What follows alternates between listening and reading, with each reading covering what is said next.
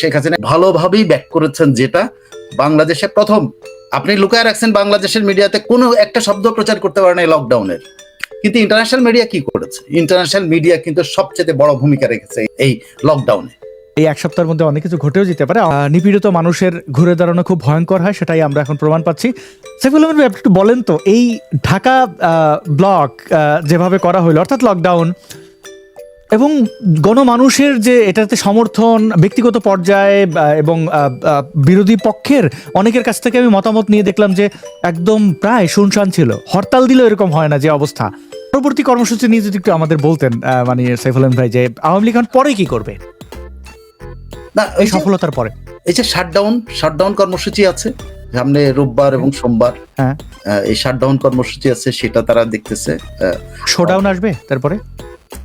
না, এটা একটা ওখানে যে আওয়ামী লীগের ব্যাপারে যে সরকারি নীতিমালা, এর মধ্যে যদি মিনিমাম চেঞ্জ আসে, কারণ একটা আমি আপনাকে জাস্ট একটা ভেতরের একটা ইনফরমেশন আমি যেটা শুনেছি, but I am not confirm with it, সেটা হলো শেখ হাসিনার বিরুদ্ধে একটা রায় দিয়ে তারা আওয়ামী লীগকে ব্যাপারে হয়তো নমনীয়তা দেখানো শুরু করতে পারে। এটা একটা তাদের মধ্যে ইয়ে, যে কারণে আপনি দেখবেন যে বিভিন্ন দেশের লোকজন গিয়ে কিন্তু, মন্ত্রীরা গিয়ে বিভিন্ন দেশের, তারা কিন্তু ইউনুসকে বারবার বলতেছে ইনক্লুসিভ ইলেকশনের দিকে যাও, তুমি ইনক্লুসিভের বাইরে যেতে পারবে না, এগুলো কিন্তু তাকে বলা হচ্ছে। তো সেই বলাটা এরা যেটা একটা তুরুপের তাস আর কি, তাস একটা শেখ হাসিনার নামে একটা মৃত্যুদণ্ড দিয়া অথবা তার 14 বছর জেল দিয়া শেখ হাসিনাকে আওয়ামী লীগ আবু সাইদের মতো আর কি, হ্যাঁ, রাজনীতি থেকে ইয়ে করে খারিজ করে দেওয়ার চেষ্টা করা আর কি। কিন্তু এটা আদৌ এইসব দেখেন, এইসব রায় কোনো কালে কোনো কাজে আসে না। সেই বঙ্গবন্ধুর বিরুদ্ধে কত রায় এরকম দিছে, তাই না? আগরতলা ষড়যন্ত্র মামলা, বঙ্গবন্ধুর পাকিস্তানে নিয়ে মৃত্যুদণ্ড দিছে, কিন্তু এগুলো টেকে না, এগুলো বোগাস। বাট স্টিল এটা তো একজন মানুষ হিসাবে কিন্তু শেখ হাসিনার জন্য একটা বার্ডেন। হ্যাঁ, এখন রাষ্ট্রযন্ত্র তাদের কাছে, তারা অনেক পুরনো কল রেকর্ড সামনে আনে। আমরা শেখ হাসিনার মুখ থেকে বলতে শুনে নেই যে মারো এদেরকে, হ্যাঁ, ক্ষমতার লিথাল ওই ওয়েপন, এরকম লাঠি নিয়ে আপনি যাবেন, আপনি বিয়ে করবেন, তো এটা তো যে কেউ করতো। এখন কি করে ইউনুস? কি করতেছে? এই যে মানুষের মোবাইল ফোন চেক করা, বাচ্চাদেরকে ধরে নিয়ে যাওয়া, মানুষকে খুন করা, অধিকারের সর্বশেষ স্ট্যাটিস্টিক্স কি জানেন? অধিকারের সর্বশেষ স্ট্যাটিস্টিক্স হলো 70 জনের উপরে হত্যা হয়েছে, ওই এক্সট্রা জুডিশিয়াল কিলিং হয়েছে গত 3 মাস। পুলিশ ওটা তো হয়েছে, রিপোর্ট গুলো দেখতেছি, পুলিশ হত্যা। আমরা তো এগুলো এখন সাইফুল আহমেদ ভাই, এগুলো তোলাই হচ্ছে যে বোকার, মানে নিজে খুব মানে প্রবল মাত্রায় যদি আপনার ইয়া না থাকে, মানে ওইরকম চক্রান্তের ইয়া না থাকে, টেন্ডেন্সি না থাকে, আর যদি খুবই নির্বোধ না হয়ে থাকে, তাহলে এই জিনিস নিয়ে আর প্রশ্নই থাকে না। আওয়ামী লীগের জন্য শুভকামনা। তৃণমূলের যারা এই বলিষ্ঠতা দেখিয়েছেন, সাহসিকতা দেখিয়েছেন, এবং নিপীড়িত মানুষের ঘুরে দাঁড়ানো খুব ভয়ঙ্কর হয়, সেটাই আমরা এখন প্রমাণ পাচ্ছি। মুক্তিযুদ্ধের পক্ষের শক্তি হিসাবে আওয়ামী লীগই একমাত্র এখন দল দেখতে পাচ্ছি। অন্য যারা ভেগ ধরেছিলেন তারা এখন তাদের এইটা দেখে, আমি এটার জন্য প্রস্তুত ছিলাম না। আওয়ামী লীগের এই সাফল্যের ব্যাপারে ধরেন, আওয়ামী লীগের নামে যে লকডাউনটা হয়েছে, সেই সাফল্য, আমি যদি অনেক কটু কথা বলতে হবে, অনেক যদি আপনি সুযোগ দেন আমি বলতে পারি যে কটু কথাগুলোর মধ্যে হলো এইটা আওয়ামী লীগের সাফল্য না। কিন্তু যদি এইভাবে আওয়ামী লীগ মনে করে এটা তাদের সাফল্য, তাহলে এটা তুষ্টিতে ভুগবে, আবারও একটা তুষ্টিতে ভুগবে।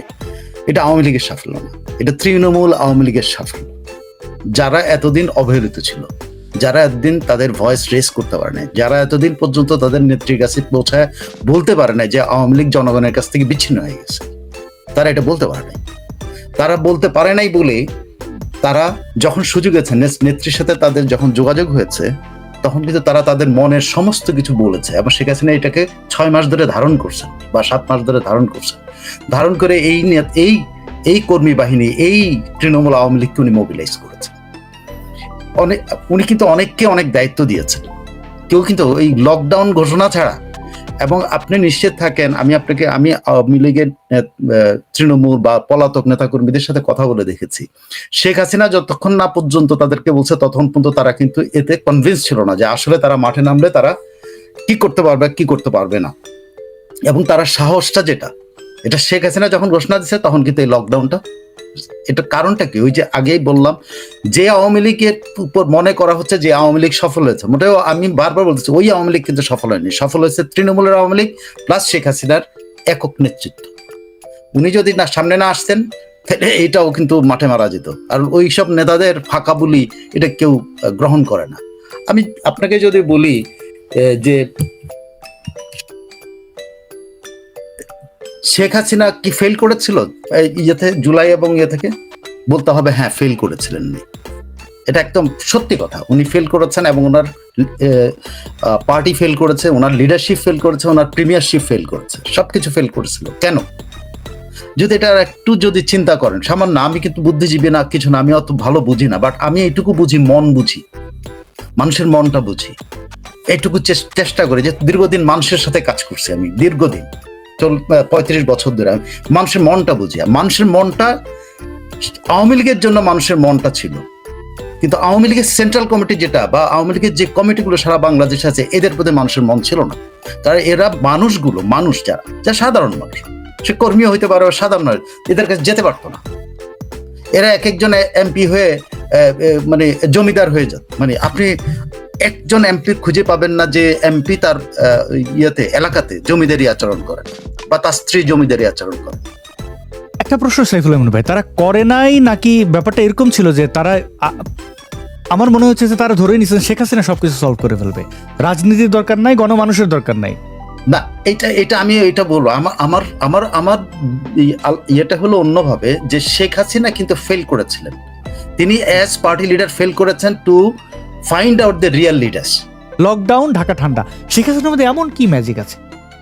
আমি ম্যাজিক বলবো না, এখানে ম্যাজিক না, এখানে আপনি দেখেন শেখ হাসিনার ম্যাজিক বলে আপনি ওনাকে ইয়ে করার কোনো দরকার নাই। শেখ হাসিনা যেটা করেছেন, যেটা প্র্যাকটিক্যাল কাজটা করেছেন, এখানে ম্যাজিক কোনো, উনি তৃণমূলের সাথে কথা বলেছেন এবং তৃণমূলকে মোটিভেট করতে পারছেন। ভাইয়া বলেন না এতদিন, উনি কি বেচা কেনা ব্যস্ত ছিলেন? ভাইয়া তো ধরেন বলেই যাচ্ছে এখন, সেটা কোথায় ভাইয়া আর কোথায় শেখ হাসিনা, আপনি দুটা মিলান না। শেখ হাসিনার সাথে মিলাইতে গেলে আপনি খালেদা জিয়ার সাথে মিলাইন, এইসব তুড়ি দিয়ে উড়ে যাওয়ার মতো এইসব নেতাকে মিলাইন না। আবার আসলে আবারও আগের মতোই অবস্থা হবে, এর বাইরে কিছু হবে না। যাই হোক, আপনি যেটা শেখ হাসিনার লিডারশিপের কথা বলছেন, শেখ হাসিনা তার জায়গাতে সে এখন, আমি মনে করি she is being well advised, she has some advisors, she has some people, যে পিপলটা তাকে প্রপারলি অ্যাডভাইস করতে পারতেছে, টু কানেক্ট উইথ দেয়ার, তার সমর্থক দিতে, তাকে যারা ভালোবাসে তাদেরকে, তারা ফিল করছে যে আমার নেত্রী বা আমার বোন, ওনার কয়টা ভাবে ওনাকে চেনা যায়। একটা হলো বোন হিসাবে চিনতে পারে, পাবলিক কানেক্ট করতে পারে, ওনাকে চাচি হিসাবে কানেক্ট করতে পারে, ফুফু হিসাবে কানেক্ট করতে পারে, খালা হিসাবে কানেক্ট করতে পারে, মা হিসাবে কানেক্ট, ওনার সাথে কানেকশনটা হচ্ছে, যেটা ওই কানেকশনটা গত 15 বছরে এরা বিচ্ছিন্ন করে দিচ্ছে এবং উনিও ওদের উপর নির্ভরশীল হয়েছেন, এতে কোনো সন্দেহ নেই। এটা শুধুমাত্র যে এই লিডারশিপের একারা শেখ হাসিনার দায় দায়িত্ব নিতে হবে, but she recovered and she came back, এবং উনি ভালোভাবেই ব্যাক করেছেন। যেটা বাংলাদেশের প্রথম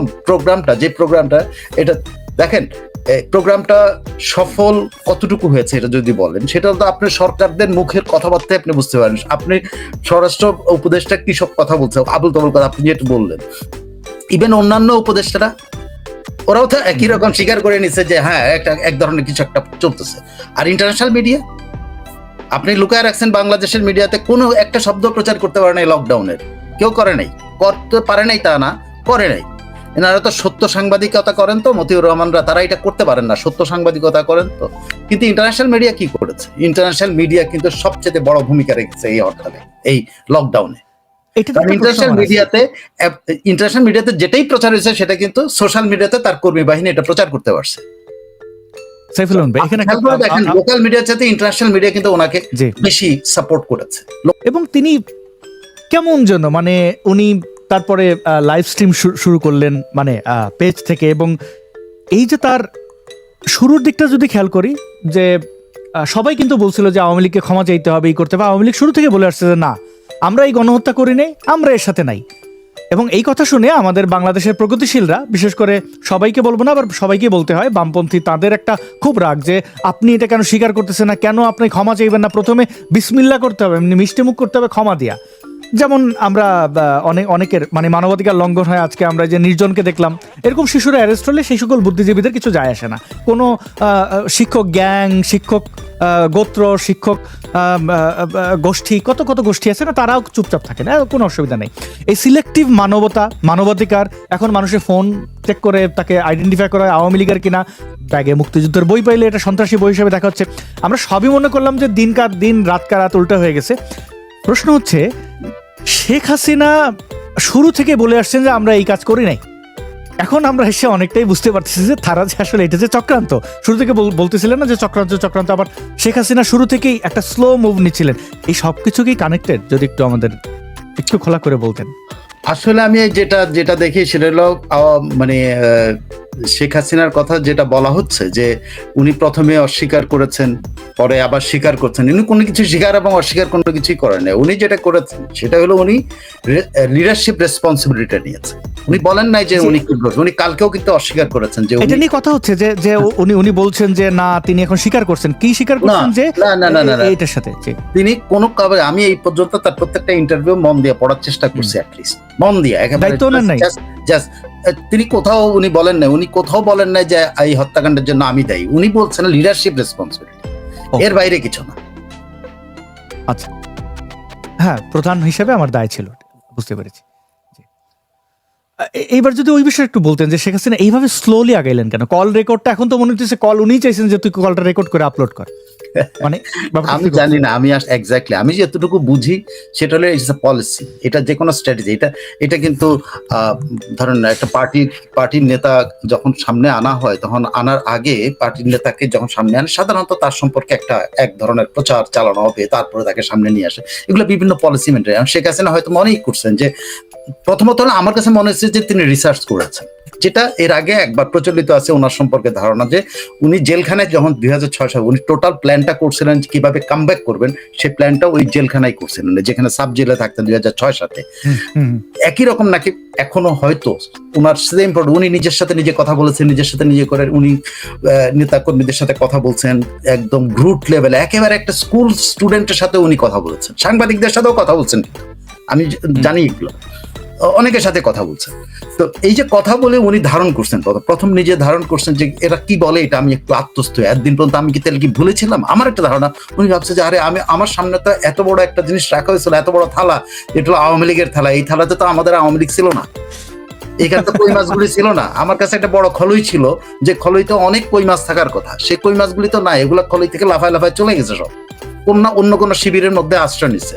এখন উনি খলের ভিতরে আসল কই মাছগুলি আনার চেষ্টা করতেছে, এবং সেই চেষ্টাটা আমার ধারণা খলের ভিতরে যে তার মূল লোকগুলিকে আনার চেষ্টা করা, সেটা উনি এই 15-16 মাসে উনি চেষ্টা করছেন। এবং হয়তো এই কই মাছগুলিকে উনি চিহ্নিত করতে পারছেন যে আসলে কাকে দিয়ে কি কাজ হবে, কাকে দিয়ে কোন কাজ হবে। সাইফুল, মানে আমার ক্ষুদ্র জ্ঞান একটা জিনিস মিল পাচ্ছি, মানে এটা কাকতালীয় ধরে নিতে পারেন এটা, মানে তাহলে কি